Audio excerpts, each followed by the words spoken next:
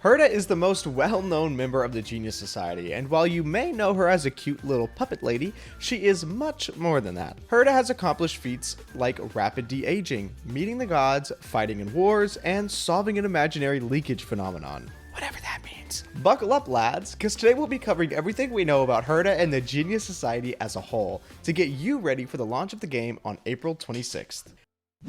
Well, before I start on the society itself, let's actually go over what Aeon they follow to give you a better ground floor to build their lore upon. The Genius Society follows the Aeon Naus, the erudition. For those that don't know what Aeons are, today I will be giving a brief description, but if you want a more in-depth description of Aeons, I do recommend watching this video by UfiTV, which goes over all 18 currently known Aeons and their powers. But for today, Aeons are, well, they're essentially gods. They each have their own concept and power that they have control over. Those concepts are known as paths. Those that follow that path are known as path striders, and this causes many factions to form, each around their own Aeon. The Genius Society being one of those factions, and they follow Naus. Naus is a once astral computer that ascended to Aeonhood over its crave for knowledge. It stays in a corner of the galaxy working out equations of the universe. Once in a while, a spark of knowledge flashes in the mortal world, and the Aeon will send a signal to its source, inviting guests to join in on the search for the answers of the universe. Those who receive the signal and acknowledge that the answer to the universe is beyond the limits of mortal wisdom can break free from the shackles of worldly curiosity, becoming true members of the Genius Society. Think of them as a sort of giant group of extremely smart and powerful nerds that solve or create universal theories. Currently, there have been 84 members of the society that we know of, and out of these whopping 84, we only know 15 and their contribution. I will begin to cover these 15 in the order of their membership and not in the order of importance. Except Herta, because she has way too much to bring up, so we will talk about her first. Society member number 83, Herta. Madame Herta is better known as member 83 of the Genius Society and owner of the Herta space station. The space station was created to collect and store interesting relics known as Kuros that Herta has found throughout the universe. These Kuros range from items that could score you on a scale from 1 to 100 to items that could literally cause the entire space station to be destroyed along with everyone on board. Herta is known for dropping things the moment she loses interest in them, and the space station is no exception, as she's barely ever heard from or seen on the station in recent years, and pretty much acts through Asta. In middle age, she published a paper on de-aging, and in her senior years, she managed to reverse her own age and even captured and sealed a Stellaron. Currently, she's an Emanator, which means that she's granted power from the Aeon Naus directly, and has more powers than those who just walk Naus's path. But that's not all. No. Here is a small rapid fire of achievements. She's also saved her planet from destruction 19 times. She's met the Aeons twice. She's fought in a war against the Abominations. She created a paste that increases your luck that you apply to your eyelids, and created fake memories of a world for the Parchment to consume to try and end its endless gluttony. One of her greatest upcoming achievements is the Simulated Universe, which is, well, a simulated universe that allows her and her team to research the purpose and ideals of the Aeons by creating fake simulated Aeons in said fake simulated universe.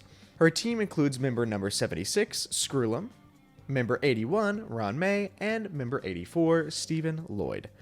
There is much more information, but I don't want to give her too much time because then it would just be a solo video. So let's go ahead and move on. Society member number 1, Zandar 1 Kuwabara. Zandar 1 Kuwabara was the first and founding member of the Genius Society, and unfortunately, at this point in time, none of his work or inventions had survived. However, there are rumors that Zandar was actually the one to create the supercomputer that would eventually turn into Naus, making Zandar a man that created an Aeon. Alright, so these next couple we're going to do in a bunch. Number 2, number 3, number 4, and number 7. Because all the information we know about them are kind of tied directly together. And we know very little about them overall. However, starting with number 2, Herald Punch. They were the first to prove the existence of phlogiston. What's that, you ask? Very good question. We do not know, because number 3, Nyul Iman, disproved the existence of phlogiston. But hey, good news! Member number 7, Bohdan, actually overthrew Iman's conclusion about phlogiston, proving its existence once again. But unfortunately that did not last long, because member number 4, Polka Kakamond, decided to end Bohdan's life only days after announcing the existence of the material. Does it exist? Does it not? To be honest, people are too scared to find out at this point. However, we can discuss a little bit more about member number 4, Polka Kakamond, also known as the Lord of Silence, and is famous for having killed many of the members of the society and has destroyed every single portrait and sculpture of herself throughout the entire universe. She has not been heard of in a very long time, but member number 83, Herta, believes that she is still alive and would love to have a discussion with her. Moving on, we have quite a big jump to the next member, number 22, Aiden. Once again, we go back to the smaller bits of information. Aiden spent his life helping others and was the inventor of the 9-worded formula, which we have no information on. Member number 27, Emperor Rupert I. Not much is known about Emperor Rupert, however we do know that he is a robot that awoke in a graveyard full of scrapped machines and harbors a great hate for the organic life. Rupert did create the disposable kinetic cannon not long after waking up, and he blasted his way through the gate at the top of the graveyard and made his way out. He did also create the disposable kinetic arm that we can obtain in-game, which describes that he uses an army to lay waste to the universe. At least he did, before the anti-life equation was discovered. No clue on what that entails, however from its name, I cannot imagine it would be anything good. Member number 29, Sserkal. It could be Sserkal, it could be Sserkal. I'm going to say Sserkal because it sounds more exquisite. Sserkal is a fun one, as she was actually a spider. Yep, you heard me right, a spider. Unfortunately, she only lived for 29 days by human means of time, but during that time, she created technology that advanced the spider kind by thousands of years. One of her most popular experiments being the phase change experiment, which created the phase flame. Once created, the flame almost immediately changed to another phase, but by the time it returned to the Sserkal phase, she had already passed away. Another one of her creations was the metafield suit. This suit allowed any living creature to sync its neural signals into a consciousness network. For those that were unable to travel between worlds, this dream domain granted them a chance to connect with one another in a way that wasn't really available in the real world. Quickly after its creation, many created new cultural assets and it became a hit. But when it seemed that this amazing simulation could actually take over reality, Sserkal cut the connection to the consciousness network as a whole. As you know, many people are prone to conspiracy theories, so once Sserkal cut the connection, many started to believe that she originally created the network to collect, quote, free soul samples. However, we have no proof. Member number 56, Elias Salas. I love this man. He truly gives golden retriever energy. He knew that many of the members were traveling planet to planet, but knew that communication was important, so he invented the ultra-remote sensing visor. This visor allowed the members to communicate even through the most distant stars. However, no member was willing to use it.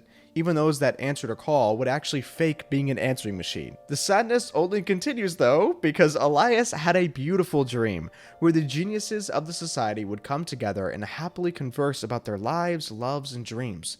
So he created the society ticket, and along with it a system to make sure that any future member of the society would receive one, even after his own death. The ticket allowed the user to teleport to a specific plane decked with festive decorations. However, while every member in the society after number 56 had used the ticket, not a single one used it at the same time as someone else did. To put more salt on the wound, Elias never disclosed these inventions to the public, so Herta declared that those technologies belonged to the Intelligentsia Guild. Get this man some friends. I feel so bad. Amazingly though, Elias Salas was one of the 2 publicly elected ministers in the society's history, and he did have quite a large impact on the universe as a whole, as he created the amazing synesthesia beacon and over-range remote sensing. The synesthesia beacon converted any body movements, flash signals, sound vibrations, or even the change in odor molecules into a comprehensible language. It essentially removed any language barrier between planets and different cultures. Member number 64, Dr. Primitive. Dr. Primitive was probably fun to be around because he loved fleeing from the authorities. Yep, he created a gravity walker which allowed him to wander freely across space and spent his life running away from his interstellar chasers for the great crimes that he committed. You know what, maybe he wasn't that fun to be around.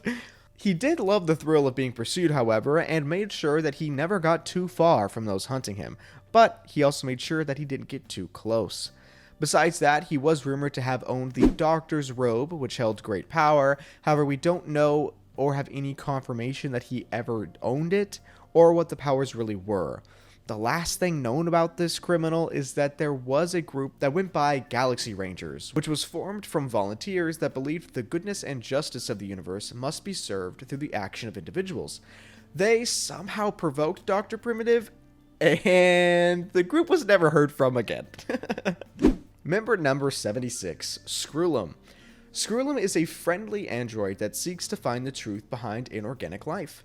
He spent many years on his own planet called Planet Screwllum, where he pondered the question of his purpose, which led him onto the path to become a genius member. He is good friends with Herta and even helps her on many projects, the biggest one being the simulated universe like we mentioned before. His contribution to the simulated universe is that he is the sole caretaker of coding the simulated Aeons into that universe and make sure that they work properly while having their power restricted, due to them actually having the simulated Aeons connect to their respective paths. He can actually change the values of the Aeons and can even go as far as blocking their subconsciousness. However, this isn't ideal because it could end up attracting the real Aeon, which could spell some disaster.